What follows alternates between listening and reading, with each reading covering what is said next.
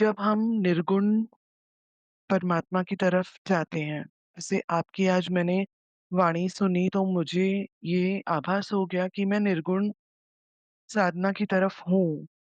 लेकिन फिर भी कई बार हमारे भौतिक जीवन की कुछ प्रॉब्लम्स हैं, जो हमें उस तरफ ले जाती हैं।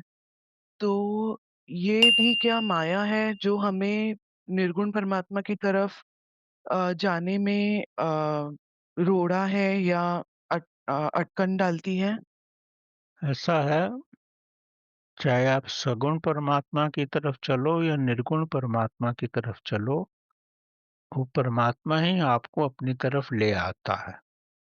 आपके करने से नहीं होता। अगर आप अपने भावना और अपने मन से शुद्ध हैं, तो पहले आप सगुण परमात्मा की तरफ चलेंगे। जब सगुण भक्ति आपकी समर्थ हो जाएगी, जब संध्या समय खत्म हो जाएगा, मतलब प्रातः काल खत्म होगा, तो जब सूरज निकलेगा, तब आप निर्गुण परमात्मा की तरफ चलने में सक्षम होंगे। तो परमात्मा खुद ही आपको उस तरफ ले जाएगा।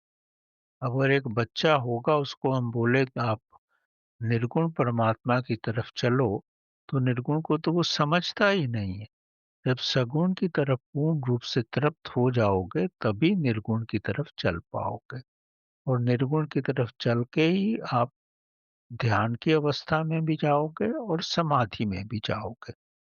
सब एक ही यात्रा। पहले पहले की 4-5 सीढ़ियाँ जो हैं सगुण की हैं, फिर जैसे-जैसे ऊपर चलते जाओगे तो निर्गुण की यात्रा है। कहीं भी प्रॉब्लम कहीं भी आ सकती है, क्योंकि है तो मन तो हमेशा ही हमारे साथ है।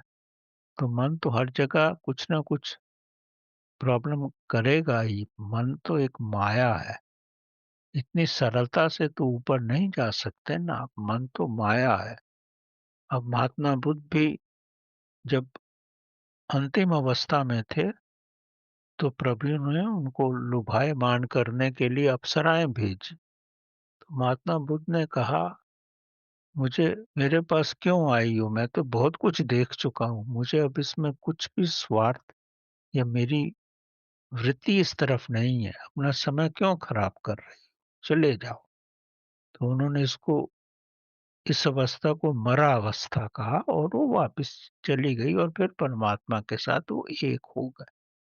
अगर आपकी अवस्था परिपक्व नहीं है, तो आप में कुछ ना कुछ तो इश्यू जीवन में आएँगे ही। जब महान अवस्था में पहुँच जाओगे, तब आपके पास बहुत सारी प्रॉब्लम्स समाप्त हो जाएँगी। तभी भी 8 निधियाँ और 9 सिद्धियों का परमात्मा आपको लुभायमान करने की कोशिश करेगा कि आप अगर इसी अवस्था में रहना चाहते हो, तो वास्तव में मेरे पास आना चाहते हो। तो ये हर तरह के बीच में खड्डे हैं, संकट है, ताकि अगर आप दृढ़ संकल्प हो और आप पूर्ण रूप से पवित्र हो गए हो, तभी उस परमात्मा में एक हो सकते हो। वो हो भी सकते हो तभी जब परमात्मा खुद प्रसाद रूप में आपको स्वीकार करेगा। वो करेगा अगर आपकी वृत्तियाँ ठीक हैं।